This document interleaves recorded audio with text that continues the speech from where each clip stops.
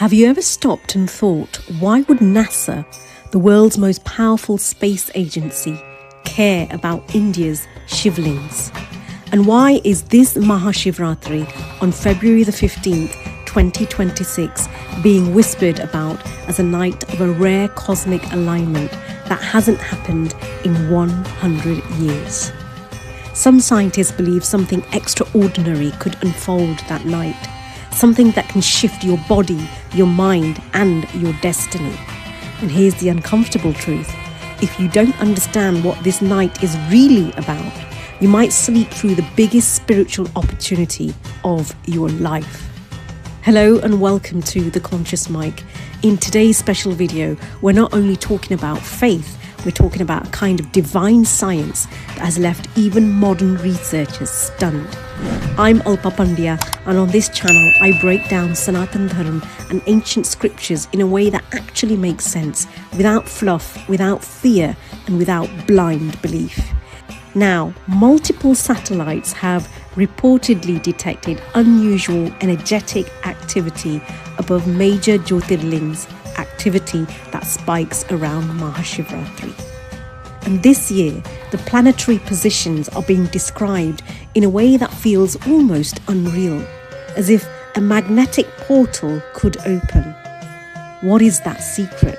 And what should you do exactly at what time on that night? If you're into this kind of spiritual depth and discovery, hit subscribe. This is a new channel, and your support helps bring these ancient truths back into the light. Now, let's go deeper.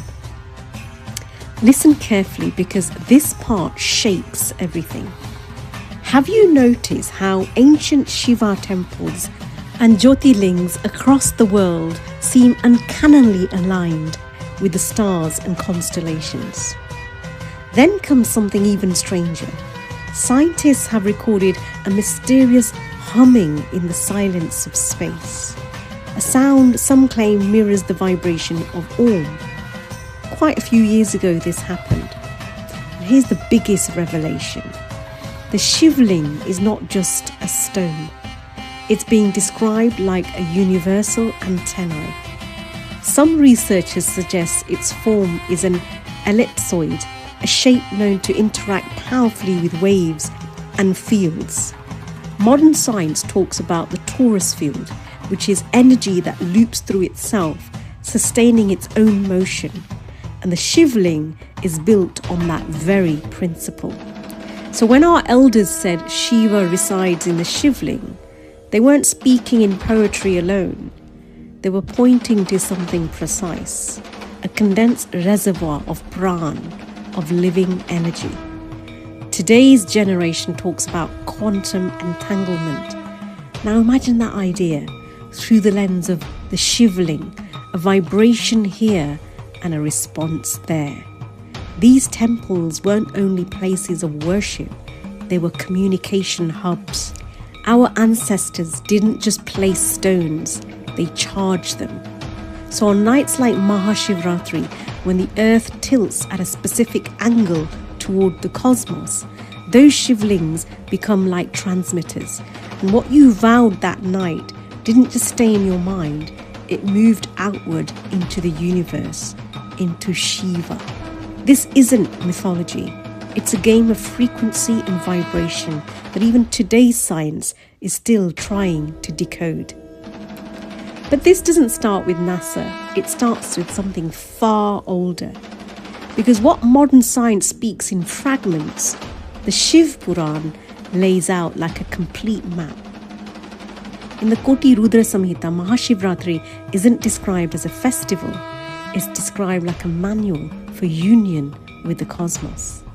The Purans and the Vedas say Mahashivratri is the moment the formless Brahma took tangible form for the first time as the Shivling. And if you want the scientific language for that, it's like a singularity expressing itself into form.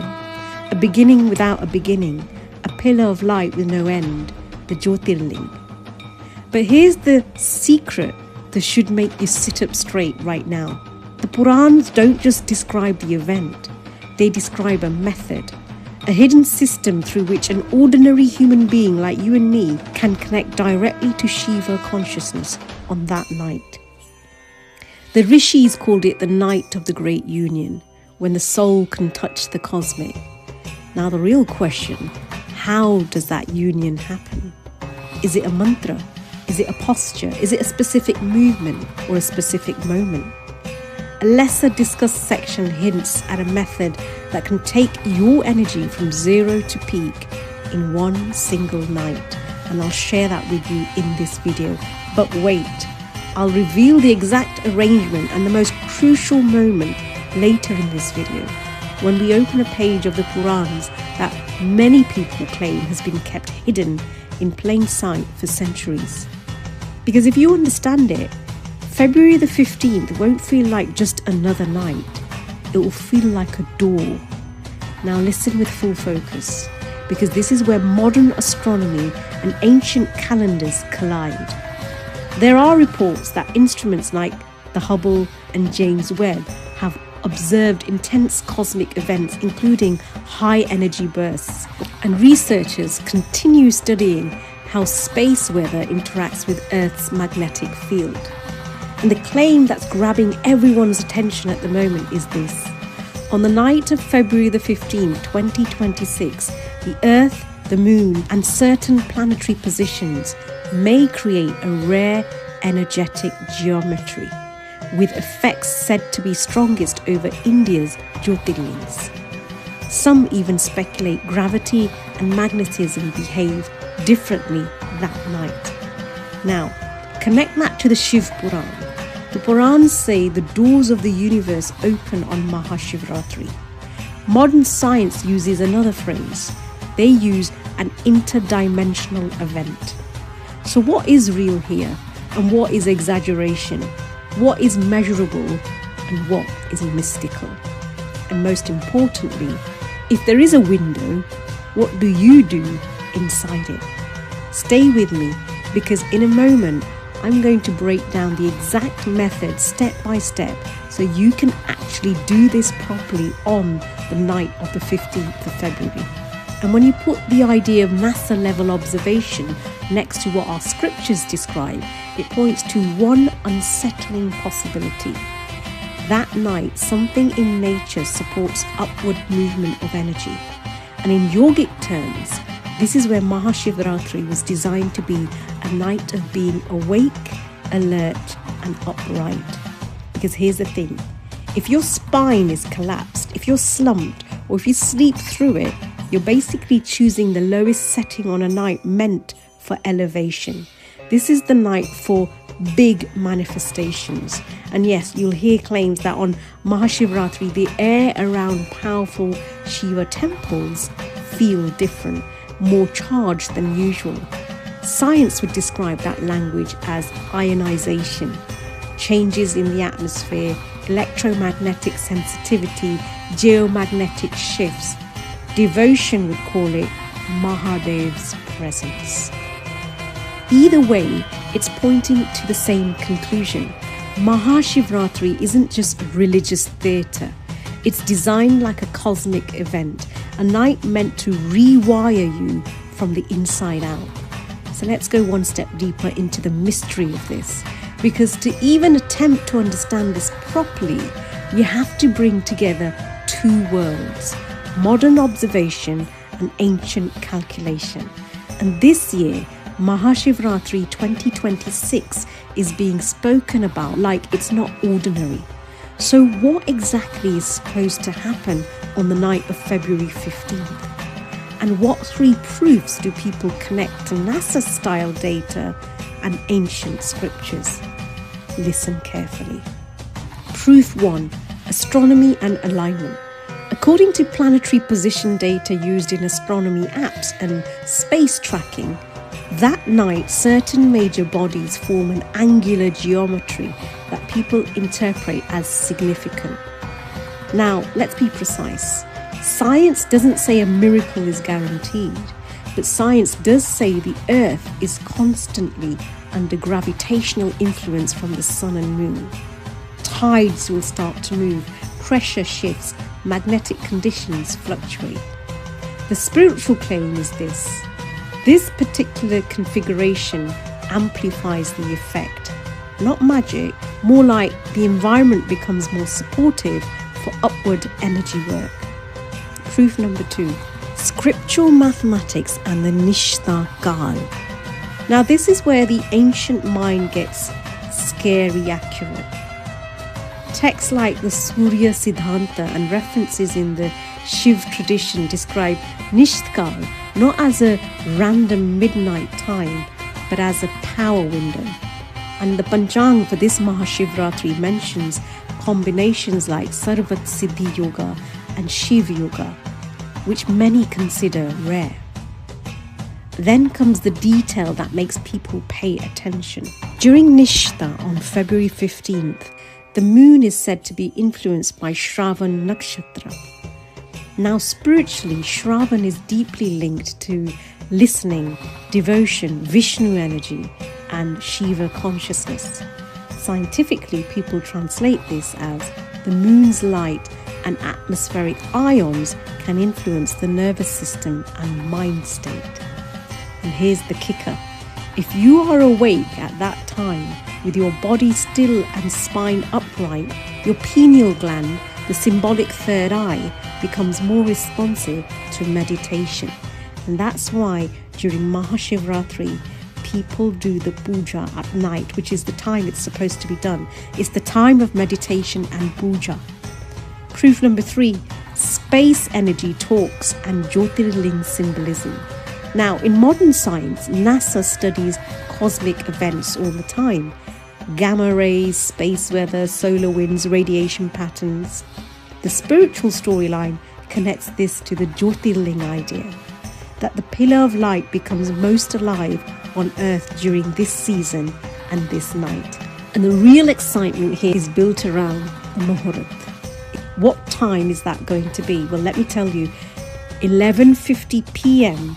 to 12:40 a.m. on the night of February 15th, a 50-minute window many refer to as Mahakal.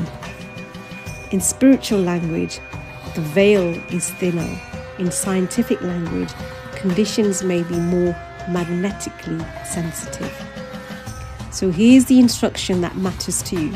During those 50 minutes, sit with your spine straight, do not slouch, do not scroll, do not sleep. And if you mentally chant a mantra with full attention, the claim is this: your inner frequency locks into something much larger. Science would call that sympathetic resonance. Tradition would call that union with Shiva. And this is where destiny language enters, because here's the belief: a single manifestation is meant more than 1,000 manifestations. But now comes the real question. What do you actually chant? What is the sound that wakes sleeping Shiva inside you? This is where the connection between modern observation and ancient mantra science gets wild. Space doesn't carry sound the way Earth does, but data can be converted into audible frequencies, and when you do that, humans will naturally pattern match. But the bigger point still lands. The universe moves in vibration, and Om is a symbol of that. Mahamitruyanj vibration and the nervous system. Now, pay attention. The Mahamitruyanj mantra found in ancient tradition isn't treated like poetry. It's treated like a technology of sound. It's not just a mantra. And whether or not someone uses the term scalar waves, the practical reality is this: rhythm plus breath plus repetition creates a measurable shift in our nervous system. So on a night like February 15th, when you're already primed by fasting, focus, silence and stillness, chanting can create a charge like aliveness in the body. Yogis and rishis call it Kundalini awakening.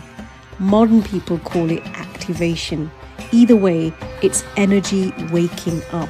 The binary secret is this: Just like computers run on zeros and ones, the universe and human beings run on frequency and repetition. So that night between 11:50 p.m. and 12:40 a.m., when you chant with focus, you're basically telling your system, lock into the higher signal. And yes, there's a method which I'm going to share with you, because merely saying the mantra out aloud isn't enough.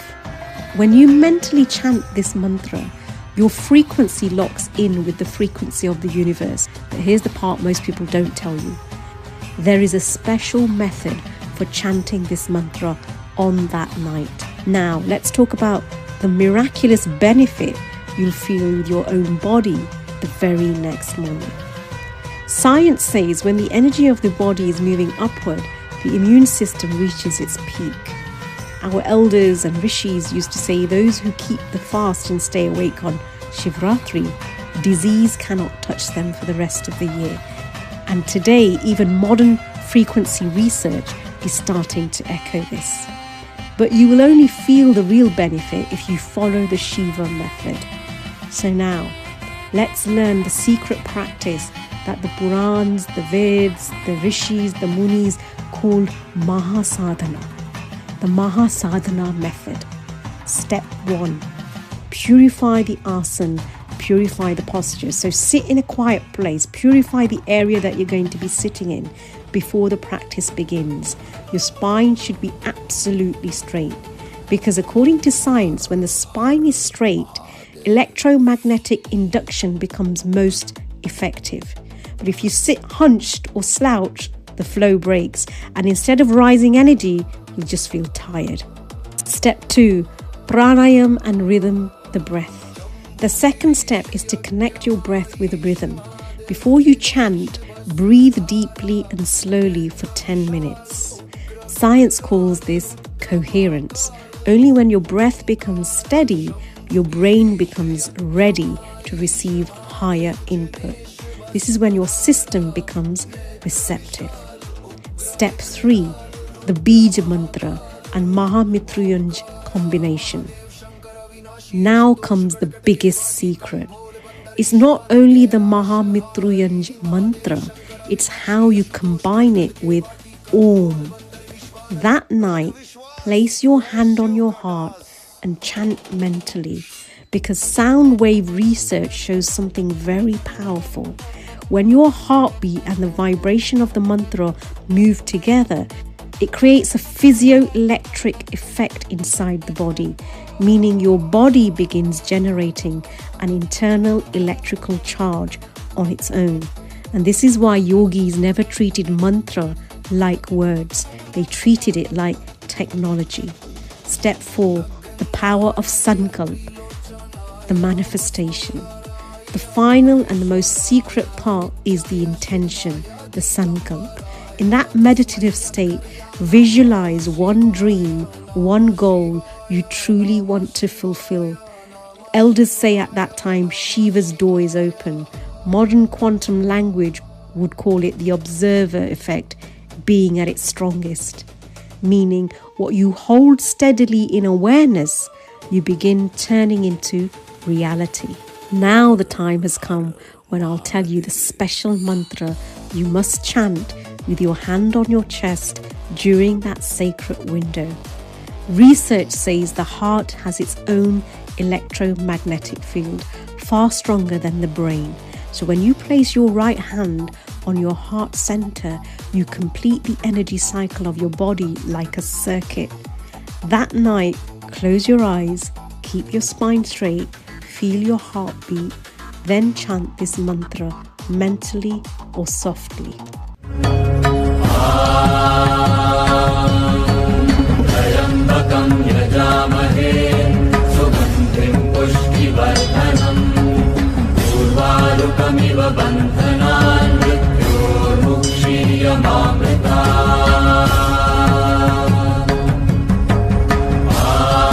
Now here is the sound that intensifies it. Every time you begin the mantra, first say this in your mind. Rum, rum. This sound combined with your heartbeat, creates a resonance that awakens part of you that feels asleep. Science may call it cellular activation. Rishis call it awakening what you thought was dormant. As you chant, feel it, the energy of the universe entering through the crown, moving through your spine and spreading through your whole body via the heart. This is the moment when you and Shiv become one. Mahadev. And if you want more videos like this, rooted in scripture but explained in a way you can apply, make sure you're subscribed to the channel. If you found this video valuable, please share it with your family and the people that you care about, so more people can apply this properly and reconnect with the divine.